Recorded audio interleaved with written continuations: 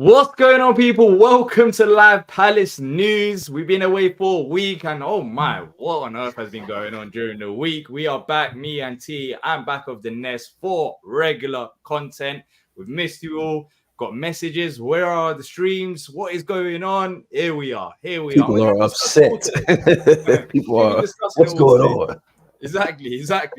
We're going to be discussing it all today. As you can see from the title, Michael Olise's replacement. We'll be talking about general Palace stuff as well as we are approaching pre-season.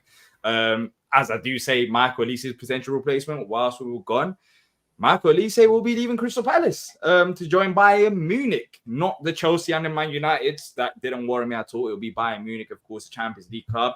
We'll be discussing that move and furthermore as well. As always, if you do enjoy the content, like, subscribe, and most importantly, get involved with the show. Let us know in the live comment section. And if you're watching on replay, in the comment section down below, your thoughts as well. Get involved with the conversation as always, people. And thank you. We are now less than 200 subscribers away from 5,000. Before we do get into the content, we have been working on minor improvements behind the scenes. We'll be working on bigger improvements before as the season reaches on in terms of the quality and stuff. And so, you know, we're still working, even though we weren't doing the streams. But before we do get started, I'll be honest, people, I didn't realize that T was gone as well. T, where did you go?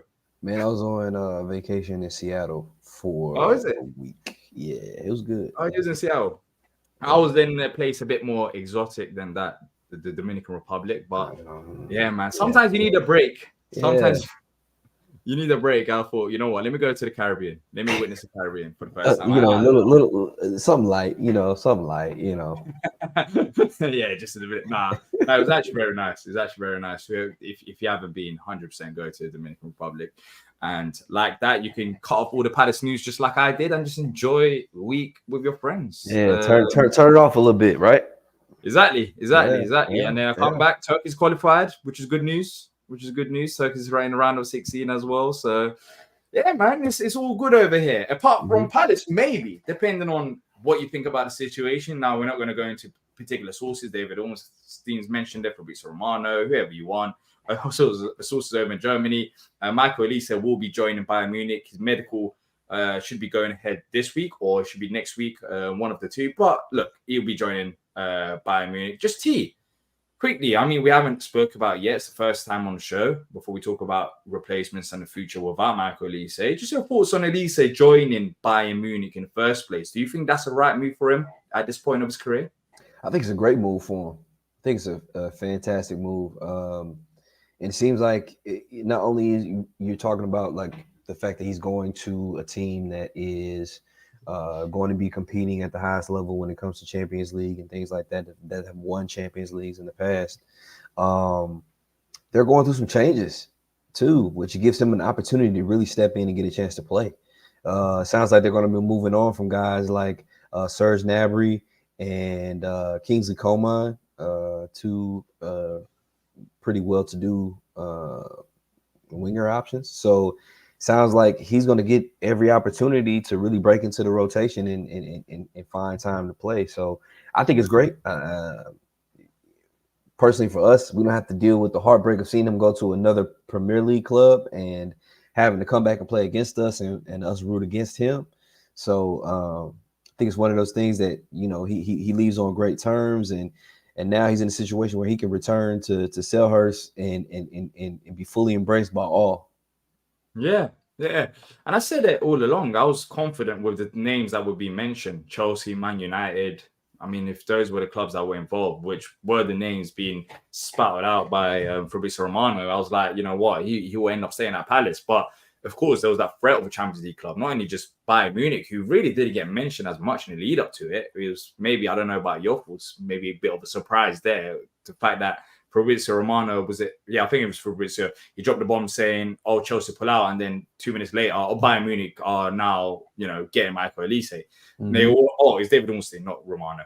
And you know, I think that is the caliber of club that Michael Olise should be moving to from Crystal Palace. He's well advised. I think Bayern Munich is a very good move for him. He's going to be playing at a top club over in Germany, most importantly, Champions League football that we spoke about as well. The only thing, though, now that we've seen the numbers that's been mentioned, I mean, it feels like by the day that number for the release clause is getting a bit lower. It's a bit confusing. Euros. I've seen now it. I've seen it go up. I've seen it go down. I've seen it be as high as 60 million pounds. I've seen it be as low as like 45 million pounds. Like, I don't know. It's one of those things, man. I think until everything is official and finalized and the ink is on the paper, we may never know the exact number it is until later on. You know what I'm saying? It seems like there's a lot of talk. Let's say it is the 45 million pound that's being mentioned now. That's not a lot of money. That's not a lot of money for him. It's crazy because we bought him for £8 million, but I think that's a robbery. Yeah, I think that's the right terminology to use for Michael Olise. £45 million for Michael Olise is a robbery. I mean, £60 million for me was cheap as it is. Like, I think that's really low, and I think it speaks more to 45 million is nothing. I think it speaks more to whatever our release clause was, this release clause that nobody really knew about or truly had a true number for, because I would think that they met the release clause that was in his contract in order to prize him away from us. Or I think there's probably been more negotiation between the two teams about the sale price. So if it is this 45 number, then I guess that release clause was a lot lower than we all ever thought or realized. I mean, it's still a good amount of money. When you look at what Dougie Friedman's done with the money that he's had, he's always, found players on a cheaper end, which we're going to be talking about here, some of the replacements and whether, there's been reports about whether Palace might go for a few players due to their fees. So we'll be debating that as well. So, we'll get your thoughts on that as well for every person in chat. But I think £45 million is a bit too low. I think there's add-ons in that as well, but still 60 million. Look, regardless of Aaron Wan-Bissaka, isn't it? No, yeah, £50 million, £55 million, I guess so. But even the £60 million feels a bit too low, regardless of what happens. Especially when you see what all these players are going for now these days, and the transfer amounts. Yeah, it definitely seems low. Yeah. But I guess it was what needed to happen to keep him for another year. I mean, he could have gone for £35 million, which would have been even more ridiculous for Olise's potential as well last summer. So I guess if this was the way to keep him and we get another 10 to 50 million pound, then we were going to get last summer. That's a positive. But regardless, I think Bayern Munich's got a fantastic deal. Not only have they got a player that's going to be one of the best wingers in the world, in my opinion, they've got a player that they bought for a very good amount of money that they could easily flip and they could get more profit the following season. Now, there should be sell clauses that we have to pay towards Reading. Some people are reporting that that's around 20%.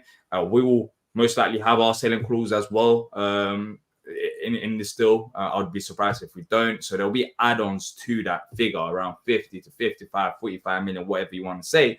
But regardless, Michael Olise is a fantastic player. So whatever he goes for, it's always gonna hurt. The only thing that gives me a bit of happiness is that he's going to a club that is, funny enough, surprised by Vincent Kompany. I wasn't expecting Vincent Kompany to be managing Michael Olise. If you told me that about 4 months ago, Vincent Kompany of Burnley will be at Bayern Munich managing Michael Olise, I would have said, go get yourself checked out because he's either the heat or I don't know where you are in the world that's hitting you. But that is actually happening. Vincent Kompany will be Michael Olise's next manager, which, best of luck to them. But that medical is going to happen. Now, life after.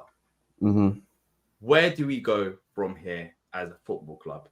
Daichi Kamado, who hasn't been announced yet, but it was reported about a few weeks ago that he should be announced at the start of July. So hopefully next week that should be announced. I mean, we have to replace him, right? You can't go with just Kamada. Oh, facts. Yeah, I think where do we go? Onward and upward. I think we continue the trend that we started. We continue with our model, and I think we'll see more quality incomings that we have seen in the recent past. I mean, I think we're setting ourselves up to do some really, really good things in the market to bring in more high quality young talent. I mean, some of the guys that just think about some of the guys that we're being linked with right now. And we've been linked with as well previously, remember? Yeah, it's not just and I'm thinking And what I'm thinking is like, this is where we are, where we're being linked with these really, really high quality, high caliber young players, compared to in the past. We're scraping the bottom trying to get guys that are older, that are free agents, that are, it's a different time for us. You know what I mean? So, I think we're in a good position, man. We we're bringing in a guy like Kamada who can step in the interim. If we do bring in a young guy who maybe needs some time to adjust, you got a guy like Kamada who can step in and play in the interim, and we can still, play well and play at a high level. So I think we're in a great position overall. Yeah, I mean, when it comes to Kamada was most likely going to start the season anyways. I think a lot of people do forget that because of Michael Olise being at the Olympics. So regardless of if Olise That's a good point, D. yeah, That's another good point. Kamada was going to be the player that I assume would start ahead of Michael Olise. Now, this is where things get interesting. What happens in terms of the replacements? So we spoke about Kamada.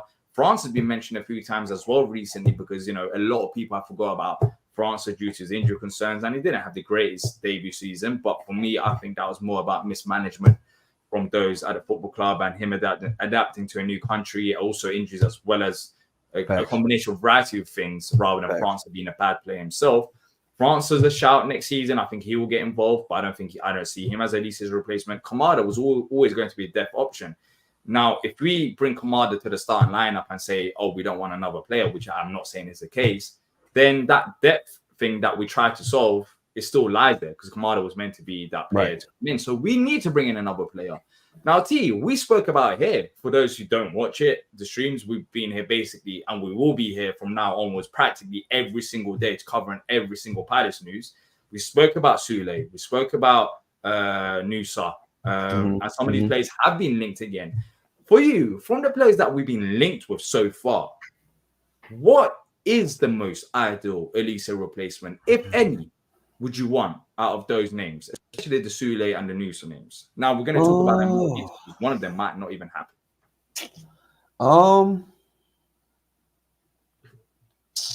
And also, chat, get involved as well. Let us know your Olise replacement. Let's talk about life after Olise. Is it internal? Is it external? Who would it be? Do you want to see more names? Let us know. I guess out of the ones that have just been mentioned, I'm just going to start with the ones that have been mentioned, have been talked about. I guess out of those, I probably like Nusa the most. He's a Norway international. He's only 19 years old. He does have some experience playing on the right side.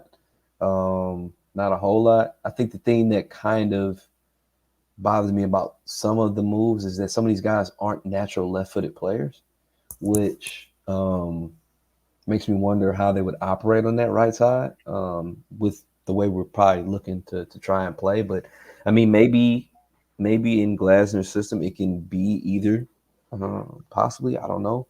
But out of those that we've mentioned so far, I like Nusa a lot. Out of the guys that haven't been mentioned, the one that haven't been talked about in a while, I still like Jaden Philogene a lot. And I also like Yasser Espria from Watford. If we're talking about a guy that's a lot like Michael Olise, he's a lot like Michael Olise. Yeah. Philogene, he hasn't been linked. Look, as I said, I was on holiday. You probably was keeping up. Not recently. I think Philogene was mentioned a while back. Yeah, a while ago. And it's been ignored. Ever since then, it's kind of slowed down. We're talking about, a month ago or near enough a month ago. That's when Philogene was last mentioned. But this last week, I was like, let me just enjoy my vacation because we're going to be here talking about Palace every single day for the next year or so, non-stop. So I thought, let me have a week off. But Philogene is a good shout. He's a good shout. With the Sule, let's now land on some of these rumors as well. Sule, I think there was a report today. As I said, we're not going to really go into all the news today about what's been going on. Tomorrow onwards, we cover all the news today, which, Michael Olise, we're kind of, coming back into the streams after a week off. So, but today I did see something from Bobby Manzi, and he did say that Sule, it might be out of the reach from the football club due to the price tag involved. Yeah. Now, we have spoken about this before when even Olise was at this football club. In terms of his replacement, how do we approach this? Do we go the cheaper route and try to get a gem or try to find a player with potential, or do we buy an established player or a player that's a bit more, out there that everyone knows about, that has got that potential, but might come with a bigger price tag? Now, T, if you're, as a fan, of course, I don't know exactly what you want. So I'm going to ask you this. I mean, which path would you rather the club goes with? Because I think replacing Michael Olise is going to be very hard, regardless of who you get, due to the talent that he had. I don't think we can really replace him. It was similar talks to Zaha replacements, but then again, we brought in Olise and Eze, so we didn't have that many concerns. But with Olise, I think it's going to be harder than Will, because of his age, his potential, his quality as well, and how much he's producing. What route would you want the club to go down in? A player at £30 million, £25 million, a bit more proven, or another maybe championship player that might get for 10 to 15 million pounds? Yeah, I'm probably more of the gym route, the championship or the younger guy route, because we've signed an established player. We've signed Daichi Kamada, so we've got an established guy that we can put in there immediately, who knows the system, who knows the coach and things like that. Fair So point. I would think I would go more of the route. I would stick to our recruiting ethos to this point. Michael Olise was an £8 million player that we brought in, and he rose to what he is today. I don't think I think we should continue to do that. Like if that's going to be our motto or how we do things, continue doing that. I don't think paying 30 to 40 million euro for Matthias Schüller is the move. You don't think so? I don't think so. But then with the talent that he's shown so far, would you not say that 30 to 40 million pound, even though the risk is higher because of the price tag being higher, don't you think that we can flip that 30 to 40 million pound into a 60 million pound player? No, because it's not a guarantee that he's going to be able to play in the Premier League. He's played in a league that is not as physical, that allows a lot more time on the ball. He played on a really, really bad team. Has he shown a lot of talent and ability? Yes. But what about Nusa then? I mean, can't you say similar things to Nusa? I mean, in terms of the competition that he's played at, but you would still. But Nusa's not going to cost me 40 million euros. Nusa might cost me more, closer to like 20. I guess it depends. I mean, what was the reports from Brentford in January? Brentford were after him in January. It was a medical that broke down, and I think it was around. Don't you think his value has changed pretty significantly since then, because of the fact that he had a knee injury that scutter? If you have a knee injury and all these types of things that scutters a move, your value is affected by that. Not to mention the fact that he didn't have like a lights out season in Belgium. I think he had 3 goals and 3 assists. So. Not to mention that they need the money. The Belgian clubs, they need the money. Now, if they still want that 32 million, that's probably not the move to make. Then I wouldn't make the move. I wouldn't pay 32 million for him. I'll be honest. I'm not paying 32 million for Nusa, and I'm not paying 30 to 40 for Sule. I'm not doing it. So if those are the prices, I'm not making those moves. I don't know. I think when you look at some of the talents and the potential that some of these players have, I think it is riskier. But then we paid what, 20 million, 25 million euros for France, so he didn't have any Premier League experience. And I guess I'm not going to write him off, but there are risks involved when you pay a higher price tag. But then again, if these players have been scouted properly and we do think that they'll fit the system, then I have no worries, because I think if a player comes to the Premier League, and even if they're £30 million player and they start performing, even 6 months to a year, we've seen it. Even Adam Wharton right now. I mean, he's been here less than a year. He's been here, literally. He played from January till the end of the season, and all of a sudden now he's probably tripled his price tag. So I think some of these players, regardless of the price tag, if they come to the Premier League and they perform, that player would easily, their value just doubles, just simply like that, because they performed in the Premier League. So yes, it is a higher risk, but there's a reason why some of these players are valued at that top end of the budget. But I guess what you're trying to say, T, is that you understand the move from the club. Like, you don't want to. This was a report from Bobby Manzi, by the way. He did say that a move for Matthias Sule is currently unlikely, with club officials having doubts about the high fee he would command. So it sounds like they're trying to stick to their model.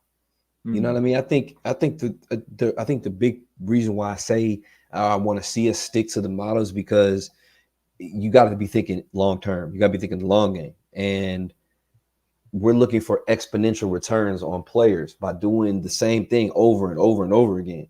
You know what I'm saying? Yes, you bought a player in Wharton for right around 20 million. And now he's probably worth 60, 80 plus. That's what you want. You know what I mean? I think there's just something to the art of not paying that 30 million plus for a guy and hoping that he turns out, compared to doing your due diligence with scouting a guy, getting him at a price that's a lot more friendly to the club, to where, and along with other things like sell on clauses and things like that, because those affect the process as well, as we've seen with Olise. But you know, just I guess an American term phrasing, sticking to your guns, of doing the things that have gotten us to this point. You know what I'm saying? Yeah. So, and I think this is a very key moment at this football club. I think Dougie Friedman's done a fantastic job in terms of recruiting some of these players, and these players have just tripled their prices, doubled their prices just instantly because they're fantastic players. And credit to Dougie Friedman and the scouting network. But now we've got a question that hasn't been answered yet. I don't think so, anyways. I mean, Wan-Bissaka took a while to replace him, so I don't think that was. I mean, Munoz is fantastic now, but that wasn't really encouraging. If you look at the right back situation, Zaha, I mean, we replaced him well, I guess, Olise, but it's the replacement side of things. Now, how do we handle this? This is where things get interesting. How do Palace handle this when clubs realize that Crystal Palace now actually do have the money, because they get 45 to 50 or whatever figure you want to believe for Michael Olise, and now Sule, he's £30 million. If Palace want him, you put £30 million on the table, then you get him, nothing lower. How do the club handle these situations? This is the area that we haven't seen as much. And this is the area that we have to get used to, because Olise is not going to be the only player that leaves this football club. Eventually, one day, Gahey, Walton, some of these players will leave. It will happen. But it's about now, what do we do? Because no one can question Dougie Friedman's eye for some of these footballers, especially finding the talent. But for replacements, this is a territory which we haven't really entered. We haven't really entered yet. And we are going to find out in terms of how we approach situations like this, which is going to be interesting. I've seen some suggestions in the chat saying Reece Nelson as a replacement. I'll be honest, I like Reece Nelson. I think he's looked exciting whenever he has played for Arsenal. I think the problem with him is that when you have talents like Saka playing for your side, he's a very, very good winger, you're not going to really get that many opportunities. And I think I'm pretty sure I saw it as well. Then again, don't quote me on this, but the club might be looking at potential, top 6 clubs and some of the youngsters there that don't get as many opportunities that might go under the radar. And I think Emile Smith-Rowe fits into that category for me, and Reece Nelson does as well. But is there any other top 6 club talents that you can think about? In Arsenal, I think those are the two.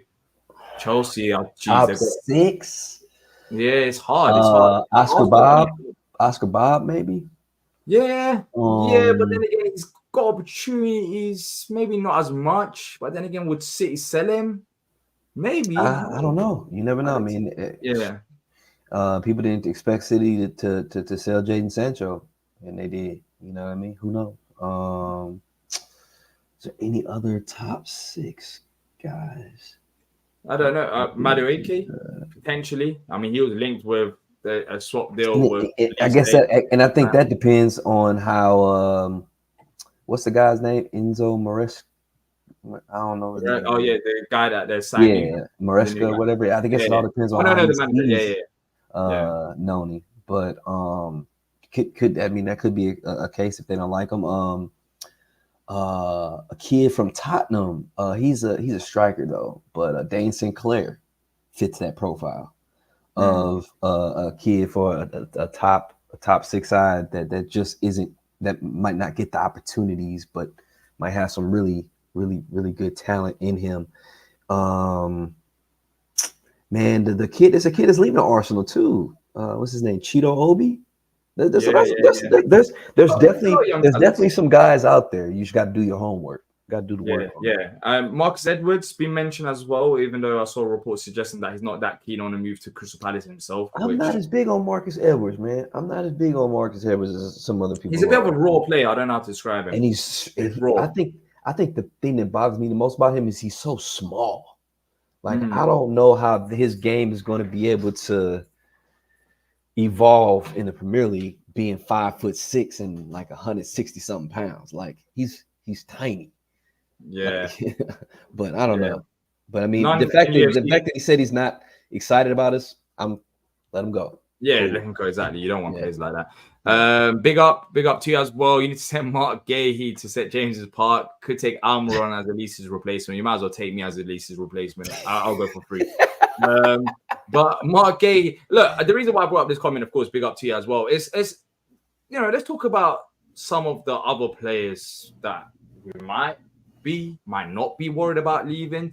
Could this have a domino effect, do you think, on the likes of Eze or Gahey? You hope not. Well? You hope not. You hope not, because now I think because being quite honest, we probably had a set amount of funds that were available for the transfer market prior to moving Michael Olise. Now that, whatever, 45, 55, 60 million added to it, I don't think we're in a position where we have to move anybody else. You just hope that we can hold on to guys at this point. You know what I'm saying? I don't feel like we need to move anybody else. I'd hate to see us in a position where we have to replace Eze and Olise in the same summer. You know what I'm saying? Like, I would. These schools make it a bit more complicated. Then again, it's the teams involved. I don't know. Tottenham is not really a project that I'm that worried about losing Eze too. Yeah, I think at this point, and it's going to be similar to what we saw with Olise. Like, a lot of these quote unquote top 6 sides, but that don't have Europe.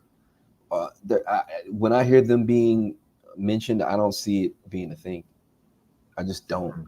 Especially what just happened with Olise over 2 summers with Chelsea. Like, we're talking about big Chelsea, top 6 Chelsea. And they couldn't land them for 2 years, and Bayern sweeps in like. That's not the case. If you speak to Chelsea fans, they're still convinced that. Man, look, they can get over that.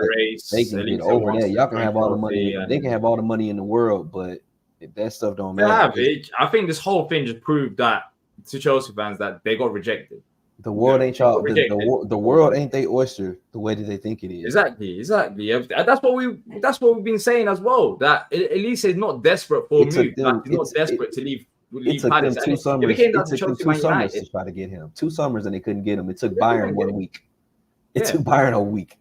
Yeah, exactly. You know what I'm saying? If Olise was that desperate to leave, he would have left. He would have left last summer. And he had connections to Chelsea. He was in their academy. Yeah. But that's the thing. If you're a well-advised player, which I think he is, because at the end of the day, even the release clause and everything that's involved, Olise will be getting a nice contract at Bayern Munich. Then you don't have to be desperate for moves, because you know that the interest will be there. He doesn't need to move to a Premier League club. What he wanted is a Champions League club, and Bayern Munich come knocking on the door. Why don't you go to Bayern Munich? You're going to be playing with Harry Kane up front. Tim, Madueke didn't get dropped by us. He went to Tottenham. He left and went to Tottenham. Yeah, but he was part of the academy network. He was part of our academy. Yeah, exactly. Yeah, when he was younger. But yeah, exactly. But that's the thing. Funny enough, unfortunately, Chelsea fans will never accept the fact that they got rejected. No way. They'll just talk bad about him. They'll just talk bad about him. They'll say we pulled out the race. They'll say you crap and all of that. And they'll say everything. They'll say everything but the rejection. I don't know what it is. I think it's an ego thing, but yeah, it is what it is. It is what it is. Look, we spoke about Olise, which we said that we will do. Tomorrow, we're going to be going into more, latest news, on the day news. We'll be here every single day. Well, whenever there's a Palace news, we'll be here to cover it. Also, preseason is approaching as well. So we'll have some content around preseason. If you haven't already done so, like, subscribe. Now, let's just talk about some general news, some Palace news, some live news. Euros. Just quickly talk about Euros. If anyone got any Palace suggestions, feel free. But it's like a me and T catch up with you guys as well, because I don't even know T went on holiday. I don't even know he went on holiday. We're both on holiday at the same time. We just had a week off. T, Euros, man. England. I guess there's a lot of England fans here, naturally. Jeez, what is going on? England fans might want to plug their ears. Let's quickly. Well, Palace fans, unplug them. Let's quickly. Let's try and link this to England and Palace, and then we'll talk about general just Euros and England as well. Wharton hasn't played as far as I'm aware. Eze, no games as well. Gailey, though, on our side, balling, being one of England's best players. Balling. Yep, he's played really, really well. Like, I don't like if you're an England fan or a fan period, and you're out there hating on Mark Gahey still, like, you got a problem, bro. I'm sorry.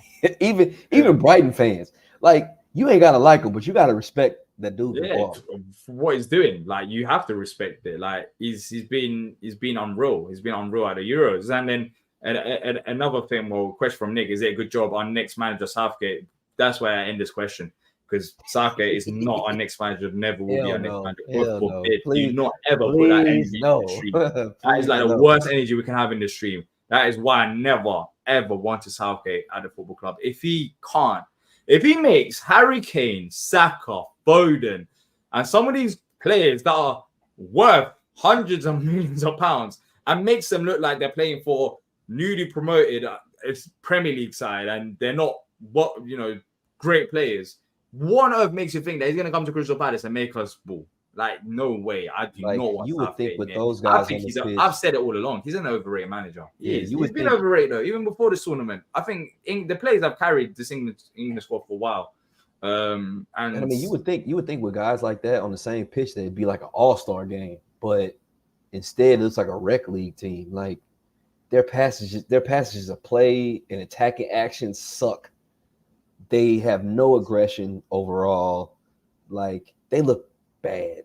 Like, what makes it bad is that Kane look old. Harry Kane look old. Like, oh man, they don't look good at all. I'm sorry. Like, and think about it is, I'm American, but I'm actually going for England. I want England to win. I'm actually wanting them to do well, and they look terrible.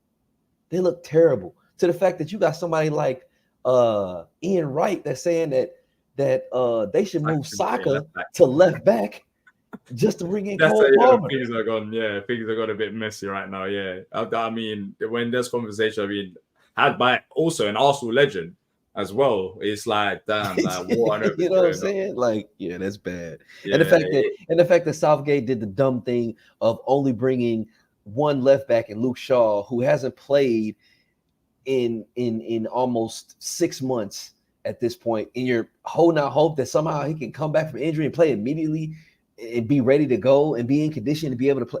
Like, it's the dumbest thing I've ever seen. Like, that's horrible selection. And what makes it dumber, should I add, is the fact that Mitchell's at home watching it all. Makes no sense whatsoever. Makes no sense whatsoever. And exactly. I get it. Like, they can say, oh, he has no attacking acumen. This team has no attacking acumen. What are we talking about? Kieran Trippier does not attack from left back. It's the dumbest thing I've seen. Thankfully, I mean, Turkey's had some problems as well in the Euros, but thankfully we're in the round of 16 in the same bracket as. Hey man, y'all might go farther than you think, as long as y'all putting out the right team. Yeah. I mean, you look at some of the players. England shouldn't be struggling as they are. Jeez, the games are so boring. But it just goes to show you it's so much more. It's so much more than the caliber of guys that are out on the pitch, man. It's so much more than that, bro. Like, teams like Georgia are showing it. They've been surprised this Euros. You know what I'm saying? They've been great. I mean, the Turkish media have been talking about this as well. The fact that Georgia's beaten Czech Republic, I believe, or they drew against Czech Republic and then they beat Portugal. The fact that we got a result against them 3-0 is surprising. Yeah, they've been one of the most underrated teams in the whole tournament. It's teams out here that don't have a whole lot, but they have an ethos, they have an understanding of how they're going to play, what they're looking to do as a team, and they're executing the game plan. Like, I don't know, I can't say that about England. I can't. Is there any players, because this tends to happen as well after the Euros, you'll see a lot of these players linked with other football clubs. Is there any players that you might thought, oh wait, hold up, he might do a good job for Palace, or you need to see him more? And I was you could probably say that because I've been watching both Euros and the Copa America. Saw a bit of the Copa America when I was over in DR, Dominican Yeah, Republic. It was like 8 p.m. So it's normal time instead of the usual 2. Man, it was a dude for is it like I can't remember if it was like Slovakia or Slovenia.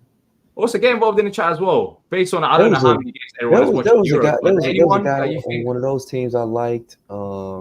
might do a job at Palace that you might want? Like there's a few guys. I watched a little. Like I said, I watched a little bit of Yasser Asprilla play for Colombia, and I'm like, ooh, like he might have a little. Oh, I need to speak about Spain. Spain has been I saw the first game. They are very excited. Oh, you talking about Nico Williams? I mean, yeah, he's never coming Palace. We not getting our hands on him, but yes, baller, absolute baller. Jamal as well. Yeah, I mean, certain guys like, yeah, I'd love to see him at Palace, but nah. Yeah, I mean, I love to see a lot of players at Palace if we're going down that route. Yeah, for sure. But I'm talking about like realistic targets. I mean, some of these countries, especially Georgia, that fantastic.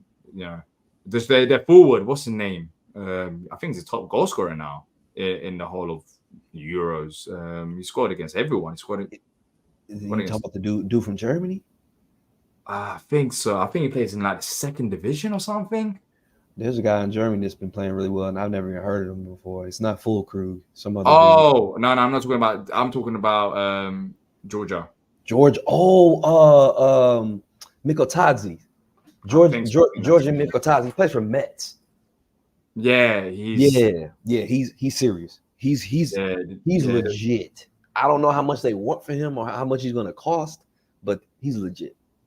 He's legit. But even when you look at the bracket, I mean, England's got a nice. They're always on. It's always on a nice side. Even in the last Euros, it was like that as well. Yeah, they got a good march towards the semis for sure. Like I said, some teams run on the other side compared to Portugal. England's bracket. Man, Portugal's got to go through the ringer to try to get there. That's how I was looking at some of the different paths and Spain, stuff. On the opposite side, I think there's Spain, Germany, Portugal, France. Exactly. There's a lot of teams in England's side. I mean, I think it's only just let's see, anyways, because based on how England's been playing so far, I wouldn't, unless they turn up in round of 16, it's not looking great, regardless of who they face. I mean, Davis, right? Austria hasn't been looking good too. Is that Rangnick? Rangnick's got them playing really well. Yeah, we got them next. But the thing that makes them a bit more exciting or scary, I guess, we want revenge because they beat us recently 6-1 in the friendly before the Euros. So I just noticed that Alaba's not even playing with them right now. I think he might be hurt. But that's the thing. This is what comes down to, T. That's what this is the whole debate about Southgate. It comes down to coaching.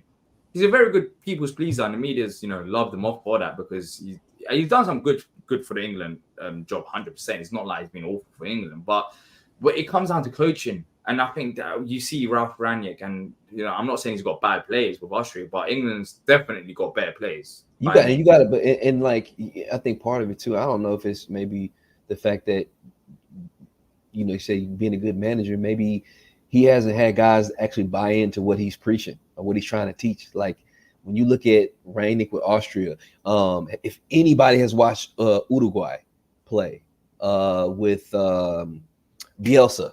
Holy crap. Bielsa's got those guys flying around, playing his style of football, wreaking havoc.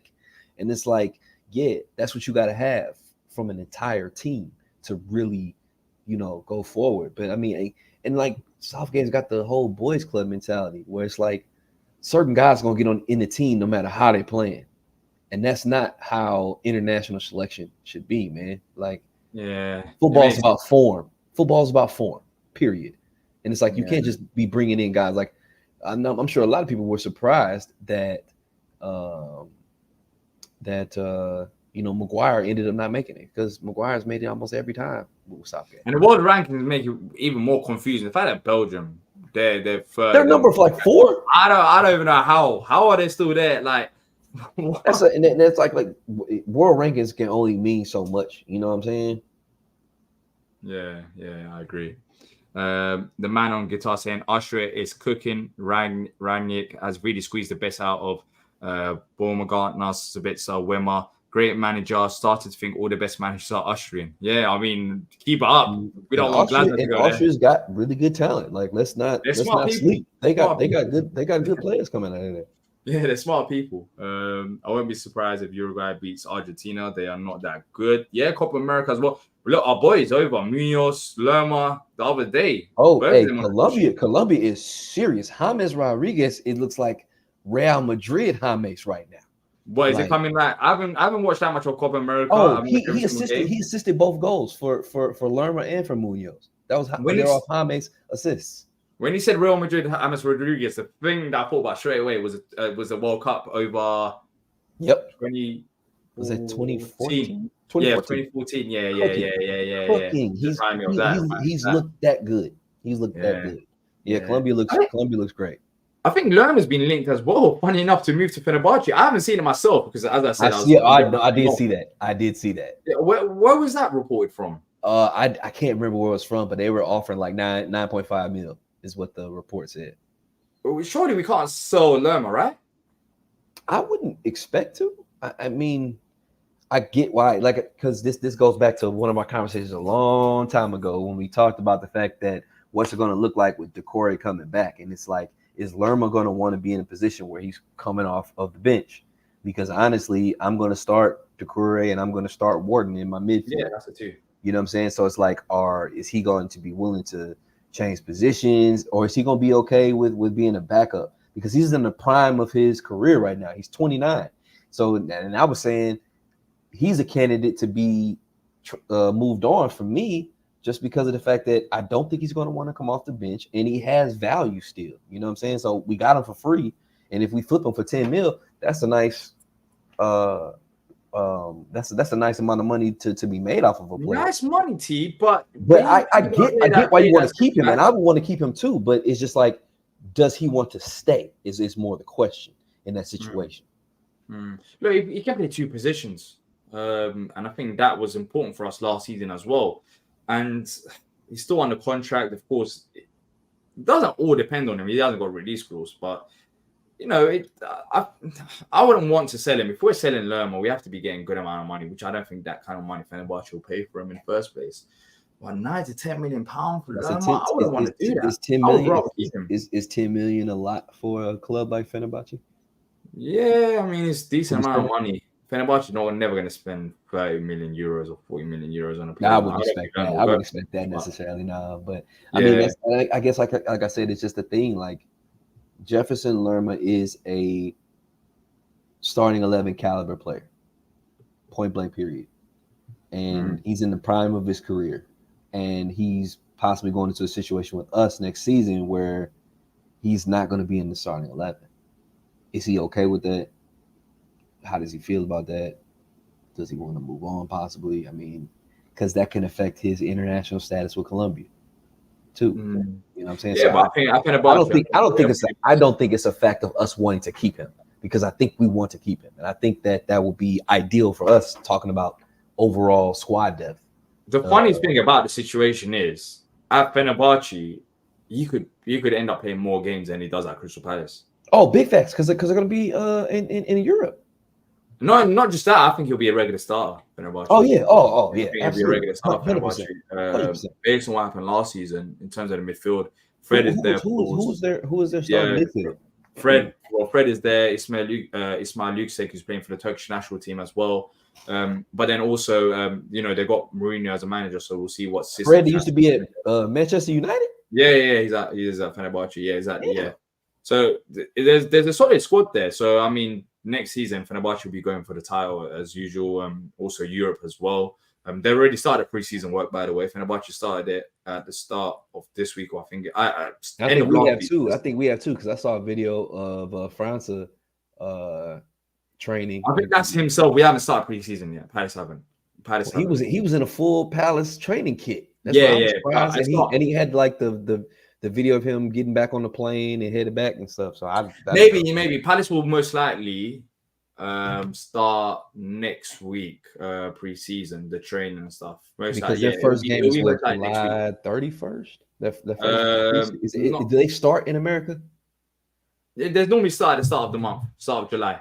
So most likely they'll start next week. But Palace Okay. haven't officially started preseason. Fenerbahce have, but yeah, that'll happen next week. Of course, the players in international duty, they won't be part of the squad about the preseason process. But you know, it'll be interesting to see. Well, Mateta actually is already with France, so no, he won't He's be already coming. with France. Yep. So yeah, but then again, Doucouré, that should be good. Doucouré first time work. Well, not first time, but he should have a nice start. France should have a nice start with the new manager, which we haven't seen before as well. So some of these players, it's good for them to get their fitness up as well. And yeah, I mean, we're going on tour in about a month's time, anyways. I'm interested to see what happens with certain guys that are kind of like on the fringe. Guys like Jez and David Ozo. Oh, I guess this is the perfect time for them to prove themselves with all these players out on international duty. Absolutely. This is the chance. This is the time where you're gonna get the most chances. Yeah, I mean, in terms of reports, when Doucouré will be fully fit, I think he's fully fit. Yeah, I think he is. They were saying he could. Yeah, they were saying he could have came back at the end of the season too. Yeah. So he's fully fit now. He just has to, he's starting as a new, fresh season, fresh player. Had time off as well. So Doucouré is in contention.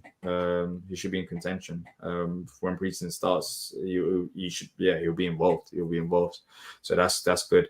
But look, people, we're going to wrap up here. As I said, it's more of like Michael Olise, general chat rather than going into in-depth reports. But look, we'll see what happens. Olise will be gone. I'm pretty sure there'll be loads of other reports about potential replacements. Tomorrow, we'll be back to normal scheduling, 7 p.m.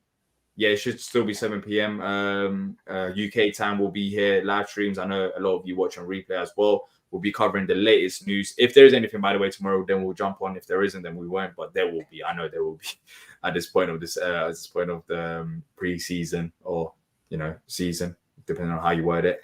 But that's it from me and T. If you have enjoyed this, like, subscribe, and until next time, up the Palace. Up the Palace.